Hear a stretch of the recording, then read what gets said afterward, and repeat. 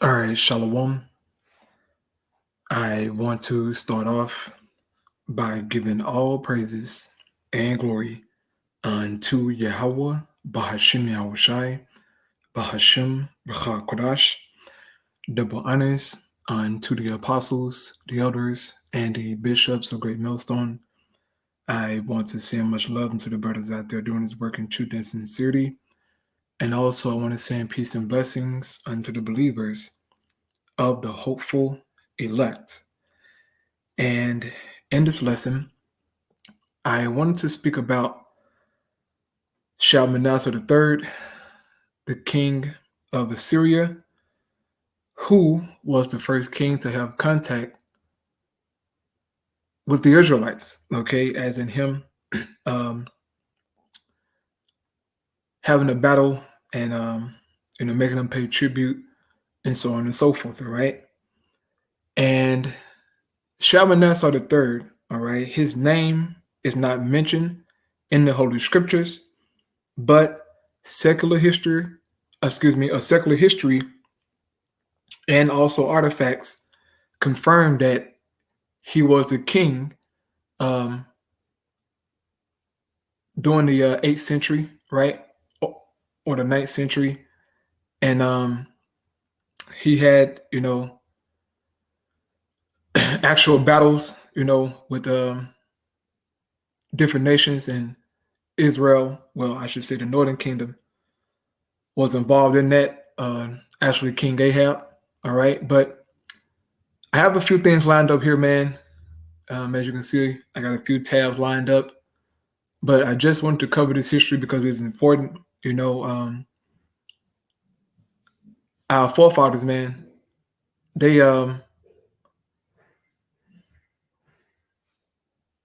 excuse me,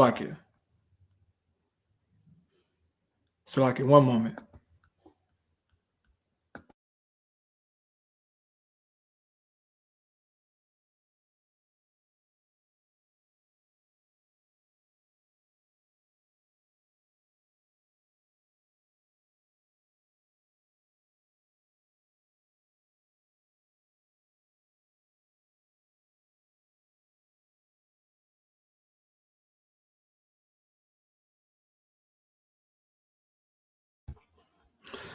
All right, Salakia for that. Had a little situation to come up, but yeah, man. I have a few things here lined up, man, to go over here to show you that secular history and biblical history lines up. And when you read the book of Kings, all right, in particular, Second Kings, man, a few names are mentioned, of the heathen kings, like Shalmaneser, the fifth, and Teleg-Pileser, and different other, kings of the different nations, man. And sometimes, you can just read those names and just, disregard the history just to get, what you're trying to get out the scriptures. But it is very important to go into those different kings of the heathens and to go into the artifacts, man, so that you can see that what our forefathers have recorded in the scriptures is true history, man. True factual history. Okay. So without further ado, man, I get into this here. I wanted to cover Shalmaneser III first, and then I get into the history of what was going on amongst Israel also during his reign. So Lord willing, this is edifying to you brothers and sisters out there, okay? So as you can see, it says Shalmaneser III. It says was king of the Neo-Assyrian Empire from the death of his father Ashur-nasirpal II in 859 BC to his own death in 824 BC. So this is the time that he reigned. His long reign was a constant series of campaigns against the eastern tribes. And if I'm not mistaken, during his 35-year reign, 31 of those years was campaigns, man, battles. All right. So for 31 years, he was battling. Okay. That's a lot of warfare, a lot of resources, a lot of manpower, that was being used during that 31-year period of him fighting. Okay, it says the Babylonians, the nations of Mesopotamia, Syria, as well as Kizuwatna and Yeruta. His armies penetrated to Lake Van and the Taurus Mountains. The Neo-Hittites of Carchemish were compelled to pay tribute, and the kingdoms of Hamath and around Damascus were subdued. It is in the annals of Shalmaneser III from the 850s BC that the Arabs and Chaldeans first appear in recorded history. Now, let's get into a little bit of his reign and his campaigns, okay? Because we're going to lead right into the Holy Scriptures, okay? It says Shalmaneser began a campaign against Yerutu and reported that in 858 BCE, he destroyed the city of Sugania, and then in 853 BCE, Arskan. Both cities are assumed to have been capitals of Urartu before Tushpa became the center for the Uritans. I think that's how you pronounce that. Excuse me. It says in 853 BC, okay, this is a very crucial time here. In 853 BC, a coalition was formed by 11 states, mainly by Hadadezer, king of Damascus. Now, who is Hadadezer? Or who is this talking about? This is referring to Ben-Hadad I, right? And you can read about Ben-Hadad I in the Holy Scriptures, okay? Now, keep in mind, it said in 853 BCE that a coalition was formed by 11 states. Now, reading this small portion here on Ben-Hadad, okay, because he was the one who pretty much gathered these other nations to fight against Shalmaneser III. It says Ben-Hadad died 841 BCE, was king of Damascus, who led a coalition against the invading forces of the Assyrian king Shalmaneser, repulsing them at Karkar in 853. Now, going back here to this campaign here, right, it says in 853 BC, a coalition was formed by 11 states, mainly by Hadadezer, king of Aram Damascus. This is Ben-Hadad I in the scriptures, right? It says Arhulanai, king of Hamath, Ahab, king of northern Israel, right? Now, keep in mind, this battle took place in 853 BCE, right? Or BC. Now, here is Ahab information, okay? And his reign circa 874 to 853 BC, right? The same year that he died, okay? So this is before Ahab died, or the king of of Israel, who was Ahab, died, right? It says Gendubu, king of the Arabs, and some other rulers who fought the Assyrian king at the battle of Qarqar. The results of the battle was not decisive, and Shalmaneser III had to fight his enemies several times again in the coming years, which eventually resulted in the occupation of the Levant Jordan and the Syrian desert by the Assyrian Empire. All right. Now, going here back to the information on Ben-Hadad, right?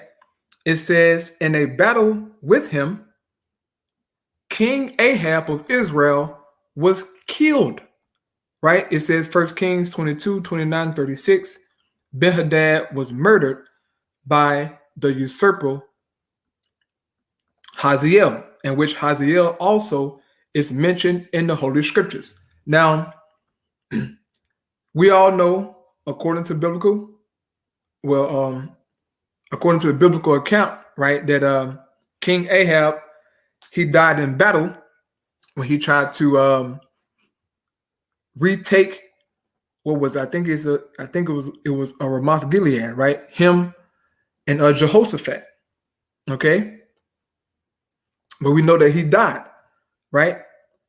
And we'll get into that. He died in 853 BC, right? But going here back to Shalmaneser, okay, I'm going to scroll down here to where it says against Israel, right? It says in 841 BC, Shalmaneser campaigned against Hadadezer's successor, Hazael, forcing him to take refuge within the walls of his capital. And I have information here on Hazael, right?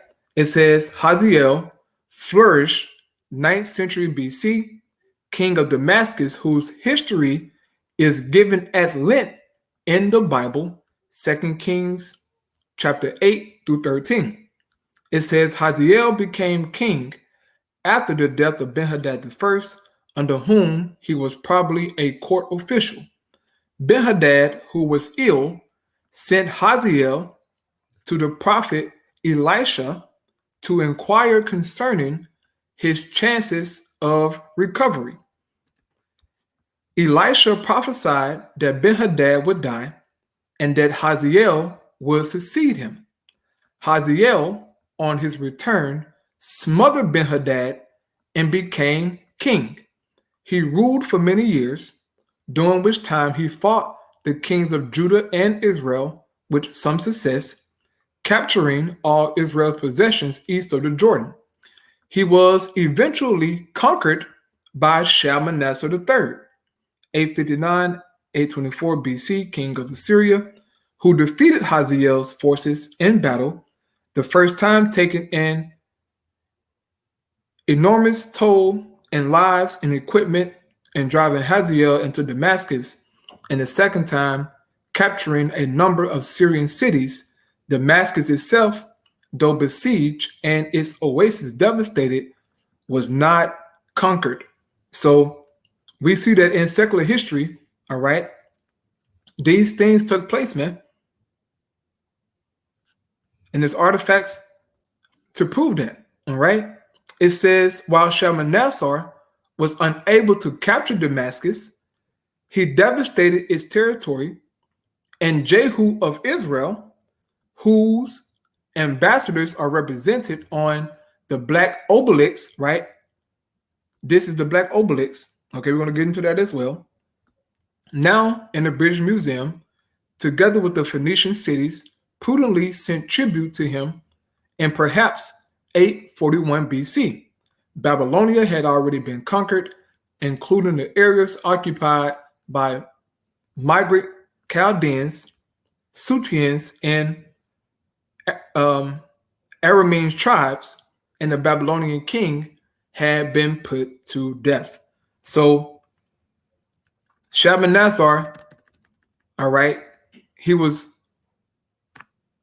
involved, okay, in battles with different nations, including the northern kingdom of Israel, man, all right, in which King Ahab assisted in the battle of Aquia.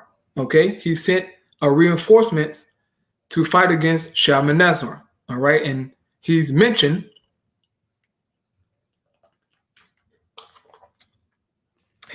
on an artifact, okay, that was put together by Shalmaneser III. Now, let's get into some of those artifacts here. All right, this is from a Bible archaeology report. It says 3 Assyrian inscriptions about Hebrew kings, right, about our forefathers, right? So it says here, even a cursory reading of the Book of Kings and Chronicles reveals that the Hebrew kings had many interactions with the kings of the surrounding nations. During the 7th and 8th century BC, the Assyrian Empire was the most powerful nation on earth, controlling most of the Middle East from the Persian Gulf to Egypt. It's hardly surprising then to read about these powerful Assyrian kings in the pages of Scripture. And as you can see, they have 1, 2, 3, 4, 5, 6 kings of Assyria that's actually mentioned in the Holy Bible. Okay. And I'm sure, you brothers out there have read the book of Kings before, right? If you haven't, you should. And you should see these names here, right? They have a Tiglath-Pileser III, also known as Pul in the scriptures, right? It says Shalmaneser V, Sargon II, Sennacherib, Esarhaddon, and Ashur-banipal. And so they have the circa dates, and also they have the scriptures that you can go to and see the name of these actual Assyrian kings who existed, man. All right. It says, what is interesting is that we also read about Hebrew kings in the Assyrian records. Several of these inscriptions confirm specific events described in the Bible. Although they are described from the Assyrian perspective, here are 3 Assyrian inscriptions about Hebrew kings. And here you have the tribute of Jehu on the black obelisk of Shalmaneser III. And this is supposed to be King Jehu here, man. All right? Who is paying tribute and showing obeisance to Shalmaneser III. Right? This is an actual artifact, man, that actually exists, okay? With our forefather on it, man. It says Jehu, king of Israel, is seen kneeling before King Shalmaneser III of Assyria, offering him tribute. This relief is part of black obelisk of Shalmaneser III in the British Museum. It says Jehu was an army commander, right, in which we'll get to Jehu, right, when I get into the kings of Israel. It says Jehu was an army commander when he was anointed by a prophet, okay? And you can read that, all right? Elisha, he sent the prophet to anoint him, right? It says, as the next king of Israel, 2 Kings 9:3, from these humble beginnings, he was raised to the most powerful position in the land. His reign did not go well, however, scripture records, but Jehu was not careful to walk in the law of the Lord, the God of Israel, with all his heart. He did not turn from the sins of Jeroboam when he made Israel to sin. In those days, the Lord began to cut off parts of Israel. And the Lord did that by sending Hazael. Okay, if you read the account, Hazael, he brought hell on the northern kingdom, man. All right, and took some of their cities. It says, the Bible goes on to describe some of that territory was taken by Hazael, king of Syria. Apparently, Jehu's disobedience led to his humiliation before the Assyrian king Shalmaneser III as well. This is portrayed on the black obelisk of Shalmaneser III, which depicts Jehu bowing before the Assyrian king. The accompanying inscription reads, the tribute of Jehu, son of Omri. I received from him silver, gold, a golden saplu bowl, a golden vase with pointed bottom, golden tumblers, golden buckets 10, a staff for a king, and wooden perutu. It says, it should be noted that Jehu was not the son of Omri, right? But rather a successor to the Omri throne, because Jehu, okay, he was the one who was commissioned, right, by the prophet to cut off the line of Omri, okay? And if you read the account, you know that Jehu, he also put to death Jezebel, all right? But the main thing was that he took down Jehoram, all right? But also he put to death Ahaziah, right, king of Judah, all right? And I'll get into that, okay? It says, while we have no record of this specific event in the Bible, it is certainly in keeping with the general description of God whittling down Jehu's kingdom in punishment for his disobedience. So This is the actual artifacts, man, all right, that actually exist of what took place during the time of Shalmaneser III, man. All right. And our forefathers had contact with this king, man. Okay. Now, next thing I want to do is show you the prophets who were around, all right, during the Assyrian Empire. And here you can see it says prophets at the time of the Assyrian Empire: Jonah, Amos, Hosea, Isaiah, Micah, Zephaniah, Nahum, Habakkuk, and also you can throw in Tobit. Okay, Tobit was around during the Assyrian Empire. Okay, you go read the book of Tobit. He was around. Okay, and he was a prophet, right? So now I wanted to get into the kings of Israel during the time of Shalmaneser III. Okay, and we know that during that time that the kingdom of Israel was split into two kingdoms. All right, you had the northern kingdom and the southern kingdom. And so I wanted to get into the kings of Judah and the kings of Israel and what was going on during the time of Shalmaneser III. All right. So Jehoshaphat, okay, he was around as the king of Judah during the time when Shalmaneser III was in power. Okay. And he was a righteous king, right? He was a righteous king and he followed the ways, what David and them did. He was right. Okay. The only thing that you can try to point out and say that he did wrong was he made an alliance with King Ahab, all right, who was a wicked king in Israel. And we all know about King Ahab and his wickedness and him marrying Jezebel and all the wickedness that they did, putting the prophets to death, setting up idols, and just doing all manner of evil, man. Okay. But we know according to the scriptures that the Most High, all right, he got King Ahab, man. And as I mentioned earlier, all right, he died in battle when he tried to reclaim a city that was taken by the Syrians, man. Okay. And he made a league with Jehoshaphat, all right, to join him so that he can try to recover that city, man.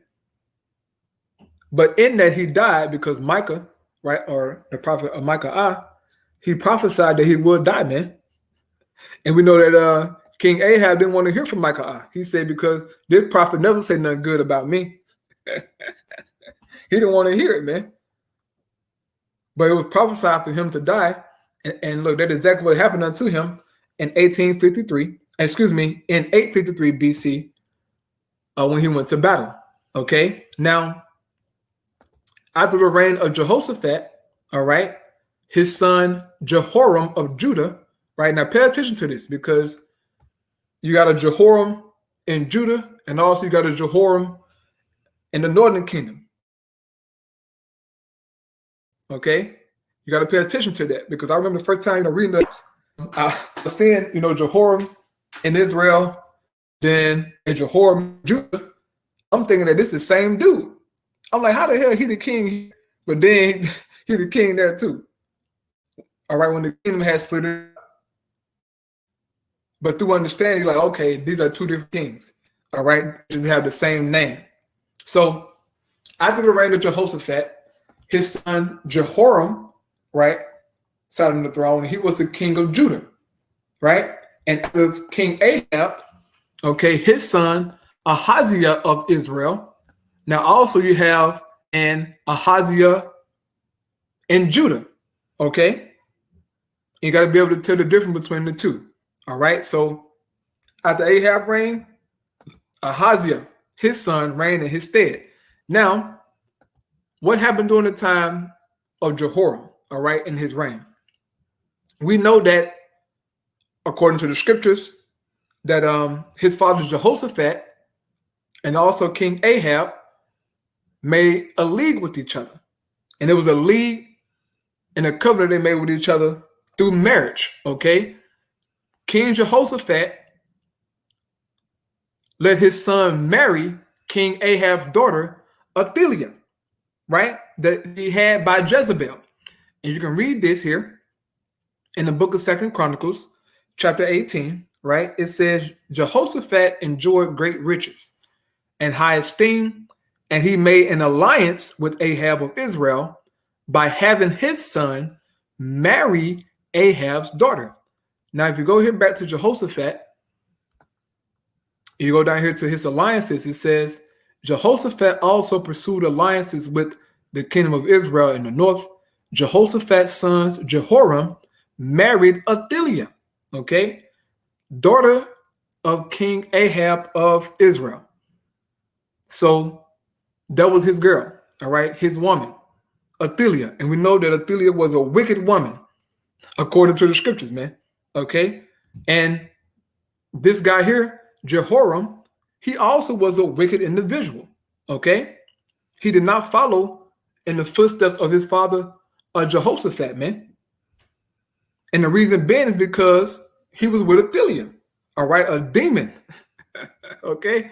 And now, reading this small account here, all right, about Jehoram and his reign. This is 2 Chronicles chapter 21, starting at verse 1. It says, when Jehoshaphat died, he was buried with his ancestors in the city of David. Then his son Jehoram became the next king. It says Jehoram's brothers, the other sons of Jehoshaphat, was Azariah, Jehiel, Zechariah, Azariahu, Michael, and Shephatiah. All these were the sons of Jehoshaphat, king of Judah. Their father had given each of them valuable gifts of silver, gold, and costly items, and also some of Judah's fortified towns. Now, real quick, man, I just wanted to speak on this, bro. Our forefathers was balling, man. Look at what he gave his sons, man. Silver, gold, and gifts and fortified towns. Like our forefathers owned towns. His sons, man, they was doing good, okay? They was living, man. They had it, bro. They had it, okay? These were real high-value men, all right? The sons of Jehoshaphat, they were real high-value men, okay? Balling. And you better believe they had no problem getting women, okay? They was doing good, man, okay? It says, however, he designated Jehoram as the next king because he was the oldest. It says, but when Jehoram had become solidly established as king, he killed all his brothers and some of the other leaders of Judah. This is the wickedness that he did, man. He murdered his brothers so that he would have no threat to his throne, right? And this was a common practice amongst a lot of heathen nations, man. Okay, they would kill off their siblings so that they won't have nobody to, threaten them or compete against them, man. But this was forbidden amongst our people, bro. But Jehoram did this, right? He killed all his brothers. It says Jehoram was 32 years old when he became king, and he reigned in Jerusalem 8 years. But Jehoram followed the examples of the king of Israel and was as wicked as King Ahab. Now we know King Ahab was wicked as hell, man. It says, for he had married one of Ahab's daughters, and that was Athaliah, man. That's why he was doing all this shit for Athaliah, man. It says, so Jehoram did what was evil in the Lord's sight.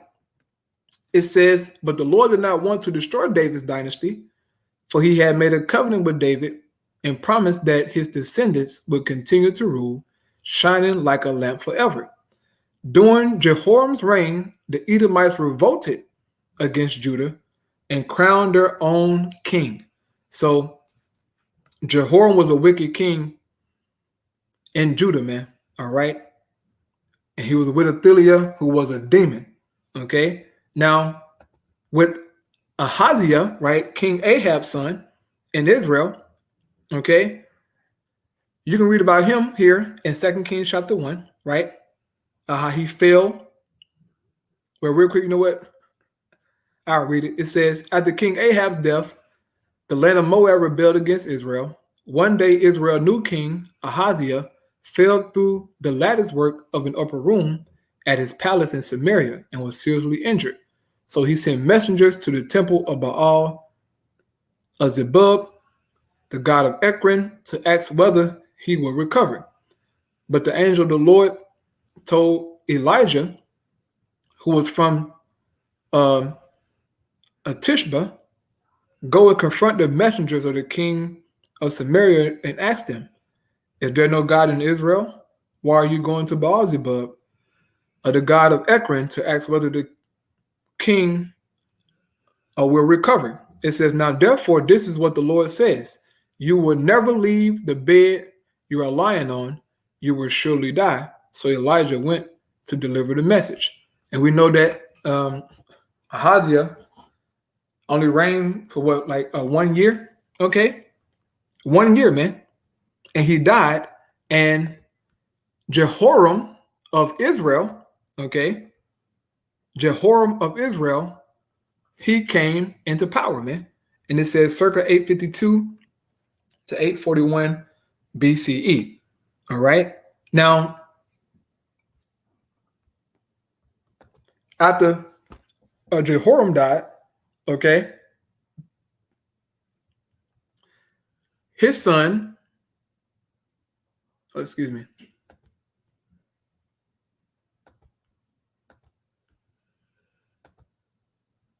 his son, Ahaziah of Judah, okay, reigned in his stead. So after him, Jehoram, right? His son, Ahaziah of Judah, reigned in his stead, 842, 841 BCE. As you can see, he only reigned for 1 year. So it was at this time you had Jehoram of Israel, right? And then it was Ahaziah of Judah. Okay. Now, at this time, all right,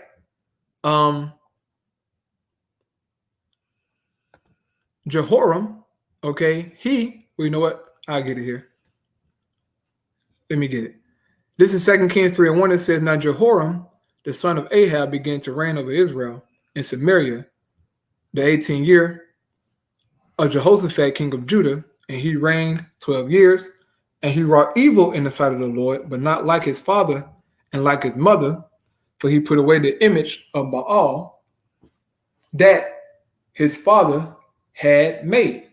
Nevertheless, he cleaved unto the sins of Jeroboam, the son of Nebat, which made Israel to sin. So he also was a wicked king, man. All right. Jehoram. Now, going into a little bit of his reign, all right, it says, unlike his predecessor, Jehoram did not worship Baal, and he removed the pillar of Baal, probably a special pillar which Ahab had erected near his palace in Jezreel for his own and Jezebel's worship. However, the writer in 2 Kings said that he still followed the ways of Jeroboam, the son of Nebat, who led the Israelites to sin, with Jehoshaphat of Judah. Jehoram attacked Mesha, king of the Moabites. In the war between Aram, Damascus, and Israel, Elisha befriended Joram, revealing to him the plan of the enemy, right? Subsequently, when Ben-Hadad besieged Samaria, reducing the city almost to starvation and cannibalism, right? That's in 2 Kings chapter 6. Jehoram sought to behead the prophet. The latter, however, foretold that a period of plenty was imminent. The siege was soon lifted, the city's food supplies were replenished, and the old relation between the king and the prophet was restored. It says, when Hazael, king of the Arameans, violently revolted in Damascus, and Elisha, as Elisha had predicted, 2 Kings 8 and 12, Jehoram made an alliance with his nephew Ahaziah, king of Judah. Now, Ahaziah of Judah, okay, he was the child of Jehoram and Athaliah, man. Now, here, okay, about this guy Ahaziah. Okay, this is Second Chronicles 22:1. It says, and the inhabitants of Jerusalem made Ahaziah, his youngest son, king in his stead. For the band of men that came with the Arabians to the camp had slain all the elders. So Ahaziah, the son of Jehoram, king of Judah, reigned. 42 years old was Ahaziah when he began to reign, and he reigned 1 year in Jerusalem. His mother's name also was Athaliah, the daughter of Omri. Okay, now she was of the Omri line. All right. Her father was Ahab, right? King Ahab. It says, he also walked in the ways of the house of Ahab, for his mother was his counselor to do wickedly. So Athaliah, okay, had her son doing wickedness, man. All right. His mother was of the northern kingdom. His father was a Judite. Okay, so he was a Judite, but his mom was northern kingdom, man. Okay, she was wicked. She was of the house of Ahab. And we know that she had his father going off too. Okay, Jehoram had him doing wickedness, man. So she did the same thing to her son. Okay, it says, wherefore he did evil in the sight of the Lord, like the house of Ahab, for they were his counselors after the death of his father to his destruction. So his mama led him to destruction, man. Look at that, right? Led him to his destruction, but he only reigned for 1 year. Okay.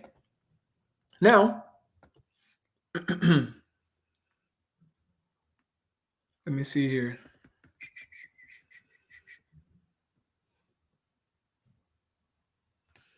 It says here, right during the reign of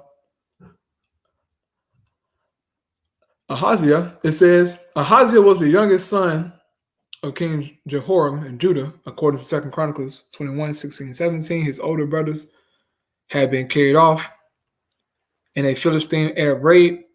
Under the influence of his mother Athaliah, Ahaziah introduced forms of worship that offended the Yahwistic party. Yahwistic party. Come on, man. It says members of her family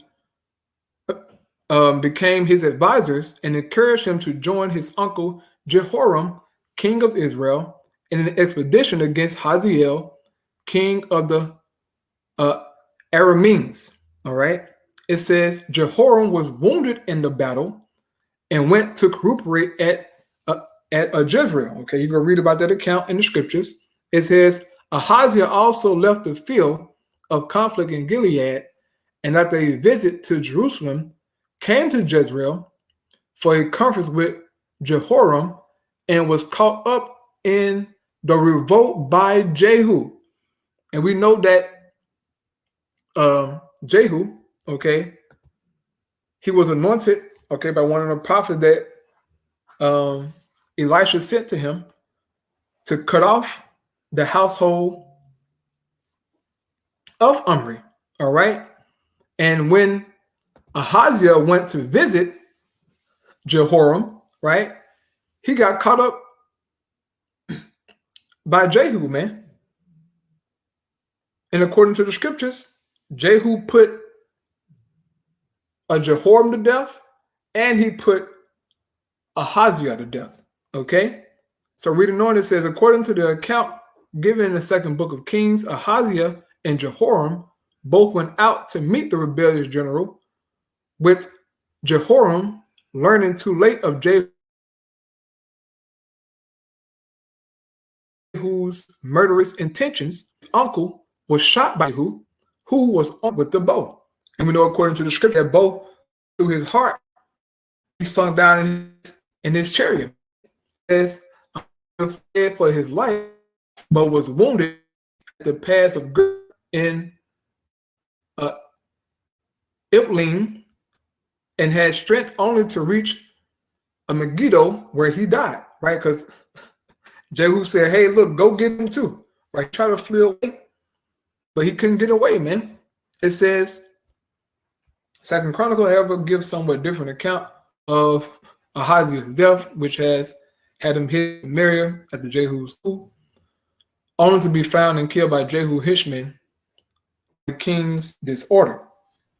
So we know that after Ahaziah died, right, king of Judah, guess who reigned in his stead? Athaliah, his mama, okay? And we know that this woman was a very wicked woman, okay? She was a wicked woman, man. This was a northern kingdom woman who sat on the throne of Judah, okay, in the stead of her son. Now, what did she do to get the throne? All right. What did she do to get the throne? This is 2 Kings chapter 11, verse 1. It says, when Athaliah, the mother of King Ahaziah of Judah, learned that her son was dead, she began to destroy the rest of the royal family. So she killed her grandkids, man. This is an evil woman, bro. Okay? To get the throne, she killed off her grandchildren, man. It says, but Ahaziah's sister, Jehoshaphat, the daughter of King Jehoram, took Ahaziah's infant son, Jehoash, and stole him away from among the rest of the king's children who were about to be killed. She put Jehoash and his nurse in a bedroom to hide him from Athaliah, so the child was not murdered. Jehoash remained hidden in the temple of the Lord for 6 years when Athaliah ruled over the land. So she ruled for 6 years over the land, right, while this child was being protected in the temple of the Lord, man. All right. And if you read on, you know how pretty much she was overthrown, and a Jehoash, he came. Well, let's read about it. Let's read about it. This is what happened to Athaliah, man.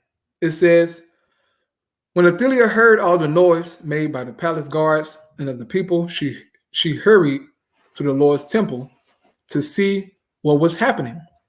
When she arrived, she saw the newly crowned king standing in his place of authority by the pillar, as was the custom at times of coronation, right? Because the king, he was the pillar, man.